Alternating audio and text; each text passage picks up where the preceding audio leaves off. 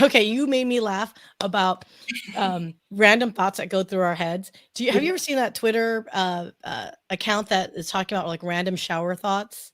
No, I need this. Oh my gosh. So literally I had my own random shower thoughts and I was like, I stopped coloring my hair. And so I've got gray hair coming in, right? And I was just washing my hair and I just like pulled out, hair that comes out and I'm looking at it and I'm like, huh, all my gray hairs are really long now. Like it's part of it's like not just a little sprightly little things that, popping up. And then I was, yeah. And then, so in my head, what I literally said, and mind you, I have a very healthy relationship. I said, huh, I guess I can't assume that, some hussies in my bathroom anymore with this grayish blonde hair.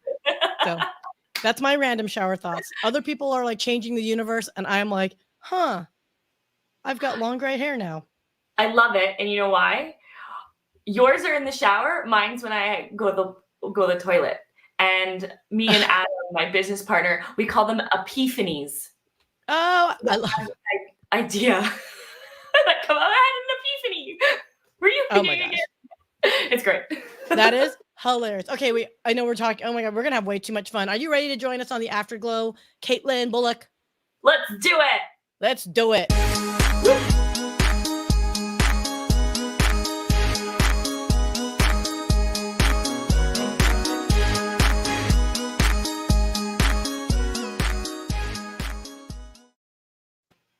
Good morning, good afternoon, and good evening. Welcome to the Afterglow Live Recap Podcast. My name is Syya, and today we are joined by the Calgary co-chair. I call it the better half. Sorry, Adam. Of Calgary, Katelyn Bullock with Enta Solutions. Welcome. Thank you so much, Syya. Thanks for having me. Oh, absolutely excited to have you because I hate to say it, sometimes it's a lot of fun when you vibe with someone that is like super high energy, and I could tell Adam's awesome energy, don't get me wrong, but just based on our little shower thoughts conversation, I was like, oh yeah, this is going to be a dangerous podcast episode for us. Everybody always comments on the balance between Adam and I. He's like this calm, intense, thoughtful, and I'm like, hello. You just described Erin. I think it's like life partnerships and business partnerships. You kind of have to have yin and yang. Yeah. And there's nothing wrong with it. I think it's just, it helps, I think, focus us as entrepreneurs a little bit better when you can find your yang or yin. Right. Right. Oh my gosh. Which are we? Are we the yin or the yang? I want to know. Oh my gosh. Wait, look, I'm really good at repeating concepts and idioms. Don't make me research and like understand what it really means. We'll come back to this. Let's circle back. We'll circle back. But let us circle back because you know what? You and Adam joined as Calgary, and I love that you guys have this energy about you. So help me understand with Enta Solutions. We'll talk about Enta in a second, but Kate. Sure, Kate. Never Katie, just Kate. I was just gonna say Kate. That's funny. My niece's name is Katelyn as well, but that's why I had to stop myself. So why did you join Glow? What was it about Glow that you're like, hey, I want to join and I want to double down and be a chair? Well, when I first found out about it, I'd heard about like all the different entrepreneur groups that are already out there, right? Mm-hmm. But when I saw everything available, like everything you get, it was just value after value after value.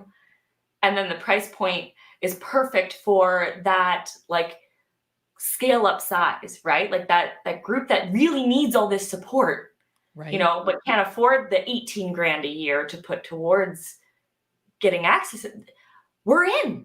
And it's not like they're bringing people to the table that are, nobody's. Like the people we have met and interfaced with are huge, and it's just been so phenomenal. So it was an easy yes.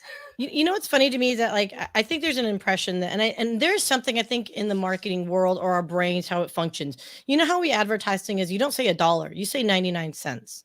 You say no event is free. Although if you want to give it away for free, you can. But if you charge them $5, $19.99 to go to the event, now there's a perception of value behind it. Yeah.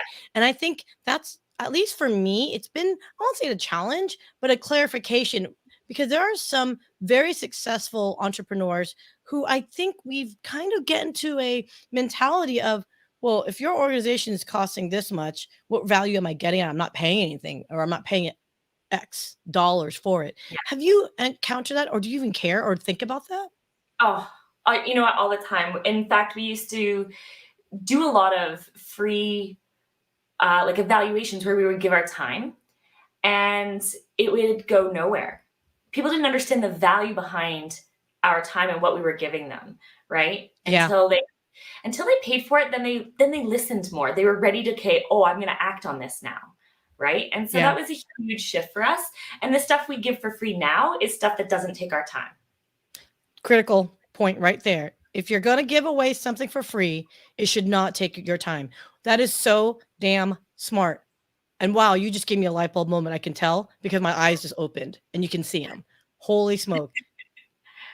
Yeah. Okay, So we create a whole bunch of stuff that is amazing. Like our most lucrative program that we were taking people through, we gave it for free. And you know who said this? Russell Brunson. Take your sexiest offer and give it for free. Right? And that's great. But for us, it can't also take our time. So we like the time it takes us is very, very, very limited instead. Because then I can give it out for free and not feel that pain of it didn't click. It didn't convert. Yeah, it didn't convert. There was you wasted your time for all intents and purposes. I mean, so let's talk about this because Enta Solutions, help me understand so everyone understands what Enta Solutions does because we actually use it at Glow, right? So yeah. So we help small to medium-sized businesses be perpetually epic. And we do 3 things. We do social media marketing and lead gen. We do team building and culture development, which is our baby. We love that. And then we do business optimization. So that's like getting your processes to align with your culture and really systemizing, right? This is all stuff that these small to medium-sized businesses need so desperately, but they can't typically go to, you know, a giant consulting company and get it like an off-the-shelf system. Right. So this is where we had to be innovative. We had to find these things. Well, it's so funny because when we had talked initially, we were supposed to go on next week. But the fact that you said you had a conflict, you're like, hey, can I come on this week instead? I thought, again, shower thoughts. I'm like, what perfect what timing, coincidence, inconvenience, whatever you want to call it, that you should be on this episode because Byron Reese, let's talk about it because I just realized we're 7 minutes and we haven't talked about our guest of yesterday. Byron Reese is a serial entrepreneur and investor. He is a futurist technologist and he believes that the future of business does have an element of integrating technology. And I mean, you guys are like this must have made you so happy to hear him. He must have been like your choir, right? Honestly, I laughed. I was like, yes. He gave me things that I had never thought about and like ideas that I was gonna go, yep, I'm taking that. Future me's got this. It was so refreshing too because Adam and I are writing a book live, and it's the very first ever science fiction business book. Oh. So hearing Byron talk, I was like, oh yeah, that's in our book. Oh yeah, I got to put that in the book, right? Like these ideas he was talking about what the future could be and some of the things that might happen. And so it was really awesome. I can't wait to have a chat with him on one-on-one and see if he wants to give us some feedback on our novel. Okay, first off, I am a Trekkie. I am like I'm all woo. Not only that, if I could grab it, I would. I took a picture at a Dallas Comic-Con with the Next Generation crew. And the only staff that were only prime members that weren't there was Jean-Luc Picard's character and Will Wheaton's character. Oh no, Will Wheaton. And I think we had everybody else. We had number 2, we had Worf. I mean, we even had Kathy Crosby on, like, I mean, on the same picture. LeVar Burton was there. Yeah. Oh my gosh, we're totally digressing, but I'm like the biggest nerd, like so proud standing with them. And the funny thing was, it was, oh my gosh, I forgot her name. I feel bad. The empath. My brother-in-law had a big crush on her back in the day. And so, you've got this whole crew, and you know how like with Comic-Con type thing, they like run you through. They're like, get in, Go, go, smile, go, and go. get out, right? So what did I do? I stopped and I just looked at all of them. I said, I love all of you. I love all of you so much. And they're all like laughing. And I'm like, and I'm sorry you have to stand next to me, and I'm not crazy. And then as I walk up, I looked at the woman, forgot her name. Oh my gosh, it's killing me. But I just looked at her and I said, and by the way, my brother-in-law had the biggest crush on you. And my sister said, she allowed it. And she looked at me, she grabbed me by hand and she goes, oh my God, you're so funny. You're so beautiful. That's the funniest thing that anyone said to me today. And I'm like, okay. And I just turned around and took the picture. But anyway. And don't worry, he's not here. So and don't worry, he's not here. Exactly. So, okay, Byron Reese. So I really liked him because of one of the things that he let off. And I'm noticing a trend in this. I know you're fairly new to the Glow crew, but I'm noticing most of these folks that are guesting on, first thing out of their mouths about their daily routines and whatnot, take time to journal. He has a morning routine where at 5 a.m. to 8 a.m. he focuses on writing for his book, for whatever. And I'm just sitting there going, I'm enjoying a cup of tea or a coffee right now. And I accomplished a lot. I made it. Yeah. What's your morning routine? Oh, I'm up at 4:30 every morning just so I can have an hour to myself where there's not a little being in my physical space. There you go. Right? Do you have kids? I do. I have 2 little ones. I have a son who's 5 and a daughter who's 2. So it's very energetic at my house right now. Yeah. So I get up, I kind of just get mentally set. That's my mindset time. And while I don't journal, one of the things I do is vlog. And a lot of my vlogs go up on YouTube for like the hike with Kate, but a lot are just personal vlogs. And I may pull them out later in life when I'm more comfortable and not feeling as vulnerable in the moment. But it's a way for me to kind of document that. I love it. I know. I get so excited. I'm always inspired, but damn it, it's so hard. Discipline. This execution discipline part. I think I get it. I just haven't gotten around to doing it, but I think it makes absolute sense. Yeah. So you've got a YouTube channel that you share your thoughts? Like you write it and then I did not know this. Oh my gosh. Well, it's Enta Solutions YouTube channel. And okay. Adam has it's the Trek with Adam. So you'll love that. Okay. So TREK, Trek. I'm gonna share it onto my channel too, if you guys don't mind, because I want to. Oh, yeah, we'll share yours because we love you. What you're doing here, it's amazing. Oh, well, thank you. Okay, did I not warn everyone listening? It's going to be a little fun here. Yeah, sorry. Kate is awesome. So let's talk a little bit more about Byron Reese, and I just want to give some shout outs to Joseph. Gave us a heads up on who the characters' names are. Thank you so much. Really appreciate that. But failing. Let's talk about failing. This I loved because he talked about like all these microfails and he fails so much. And there's this whole perception around, it's not failing, it's learning. And I think Michelle said that. And it's like, I've heard things like failing forward and all these terms that these entrepreneurs use about failing. But, and Adam and I, we talk about this. We don't fail. We iterate. We're engineers. We iterate to success. That makes sense. I mean, each Formula 409. Right. 409th iteration. Exactly. I get it. So, and that's really what it has been for us. Like I don't think we've failed. We've iterated to success and we're still iterating because you know what? And this is where the digital world comes in. And Byron talked about this, is like, it changes like that. And he even talked about this. It destroys so much. So if you're not ready to iterate and change and adapt and iterate and change and adapt, that's where it really, the crux of entrepreneurship is. And dude, it's just, I loved his talking about that because we got to talk about it because it's true. So let me ask you, how did you and Adam get together as business partners? Did you guys work together? Like, how did Enta Solutions come about? Because it feels like you guys are very like in sync in a lot of ways together.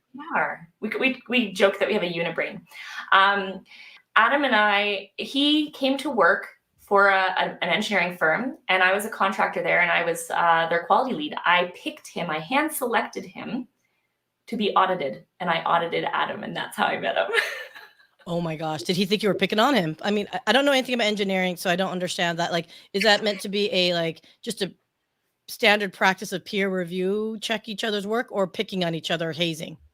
No, I didn't haze him. Well, maybe after. No, it really is for us to check to see if the processes are working. And the reason I picked him is he was new. So I was checking to see if our onboarding processes were working at the company, right? Oh, Because I okay. wanted to pick his brain, interview him, see if he knew the key processes he needed for his job. He'd been there for 3 months. You think, okay, by this time you should kind of have a sense of where things are. And we got into these philosophical conversations because, as you know, Adam is like literally a rocket scientist. Yeah, no, Like, he's a brainiac. I could tell after talking to him. He goes, "Yeah, you may think, I'm just more mellow." And I'm like, "No, you're a brainiac. I can see your wheels turning." So yes. oh yeah, so knowledgeable, and like he's an aerospace engineer. He's literally a rocket scientist. So we can always say it's not rocket science, and we know. Right? But that's how we met, and then we started having these conversations. What if a business ran like this? What if, and we would watch the leadership, and what if they didn't make that choice? What if they did this? And then one day it was, what if we had our own business? We walked down to the registrar's office, and I gave him half of my numbered company, and we started. That is freaking awesome. I love it. I love it because what you guys are doing is very much what Byron was talking about, right? So he made a comment that I just had to write down about the evolution of jobs and the type of jobs that machines can do to replace. And so he said, if a machine could do a job and you make a person do it, it's dehumanizing. And that just tickled my fancy a little bit because, again, another light bulb moment was, well, son of a sea cook. That is true because that's why humans do get bored doing the same routine over and over again. And then he took it a step further and said, look at all your tasks that you're doing in your business. If you could automate it and you can get yourself away from it, look at your output. If you can give yourself 2x, 4x, 10x, whatever. And that's what he said to look at, because I think as we're all small, medium-sized businesses, it's not easy to automate. It's not easy to process. It's not easy to remove the human element because we just don't have either the funds or the operational, I guess, support to make that happen. So what is your thoughts on that when he said, if a machine can do it, you're dehumanizing the people? Like, I am all for technology, but I'm going to tell you a story that it hits on 2 points that he said. It hits on that point of what you said, dehumanizing. And it hits on the point where it says, he talked about productivity doesn't necessarily increase pay for people are dollar per hour people. Okay. So I can tell you a story where this exact thing happened in a company. I went in and I was watching these processes. Okay. And I was seeing all the failure steps happening and the time it was taking, the rework. And I calculated it out and I made very, very, very safe assumptions. Like, let's assume this only happens this often, even though the stats we had showed it happened way more. Okay. I did this analysis. Here's your process. If you implemented this technology, these steps would be automated. Here's the time it takes now to do this new process. And I learned 2 things. One, it was an hourly company. The leadership looked at me and said, but why would we do that? We charge hourly.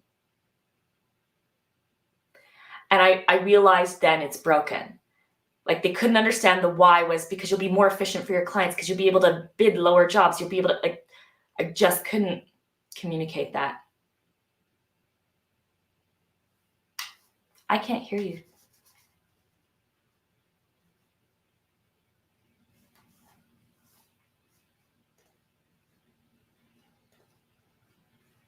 I can't hear you. Are you on mute? Oh my gosh. I did it again. I get so excited and I put myself on mute to make sure I don't interrupt you. Yeah. So anyway, welcome to live stream. This is like my daily existence. It's okay. And I'm not falling forward, falling fast. I'm iterating. I'm reiterating right now. So what I was going to say was, yeah, just like a lawyer and an accountant, right? If their engagement is like 2 hours, but you can automate whatever that they're doing down to 15 minutes, theoretically it could be like, oh no, I don't have to, I can't charge as much anymore if I were to automate it. But that's not the issue. The issue is now you can leverage your expertise to do something much more strategic, maybe with your client. Maybe it's going to be something where it's not the mundane tasks that they're paying you for. And like you say, you could bid lower to gain the credibility and trust of that client to get more gigs. Totally. And you know what? You mentioned lawyers. I want to give a shout out to Good Lawyer, who is doing just this. They're breaking the system. Oh, really? Yeah, they are breaking the system because they are saying we can do it faster, we can do it better, we can give you more clients if you guarantee these lower prices, because we know technology has helped you advance these out of the box things that every business is asking for. So they're a new startup, they're founded here in Calgary, and I love these guys because they are breaking that model. Hey, well, do me a favor and Good Lawyer folks or your team or later on, just add their link over to this in the comments, and then that way we can send people their way and stuff. I'm not going to try to type because I tried to multitask and type before, and let's just be honest, multitasking is not a strong suit for me, which is always so funny. These live streams are like, I hope you don't produce your client podcast like this. And I just want to reiterate, it's not a failure. I just want to clarify.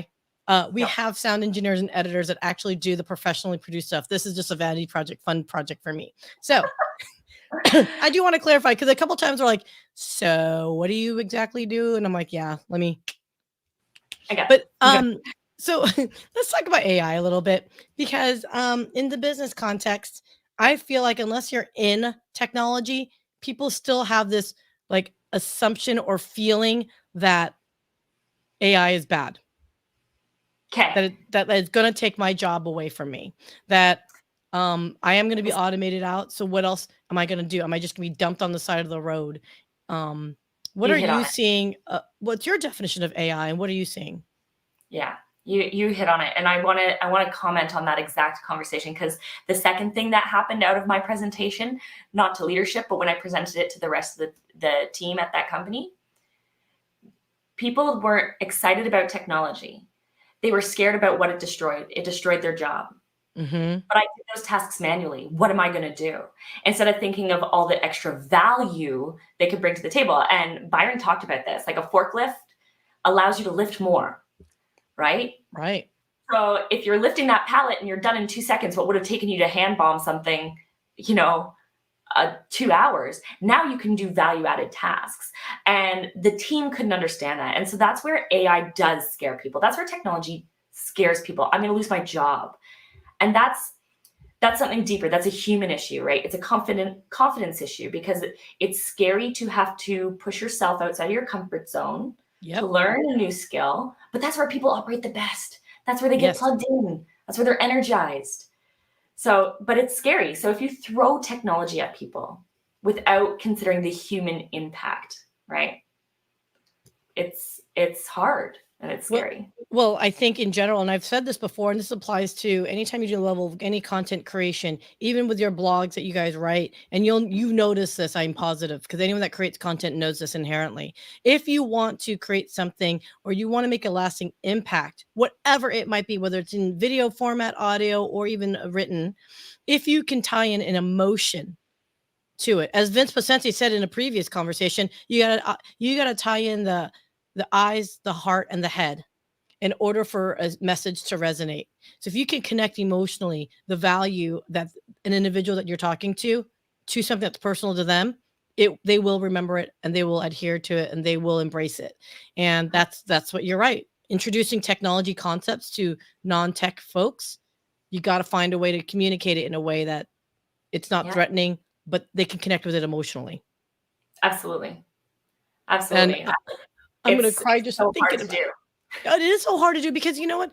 Because technology is dots, it's zeros and ones at its root, right? And it's sometimes hard, because if you are engineer based, you're very logic and you're pragmatic. And so, to me, I like that, because it's like, here's point A, here's point Z, and here's the steps in between. I can understand that. In fact, someone like me with my ADD, like, I'm like, ooh, I need that, right? Yeah. But I made a PhD, so now I understand why our conversation's everywhere. Oh no, yeah. Again, shower thoughts, right? Out there. But for many people, though, I mean, everyone does to some degree like that A to Z guidance. Like they want to know what your future goal is, but they want to know that they have some impact, that they can relate it back to themselves to know that maybe their contribution has meaning, right? Or they themselves have meaning to the person that's, to the business. So, no, I absolutely love that. You know what I also loved about him was he was brutally honest in the VIP room.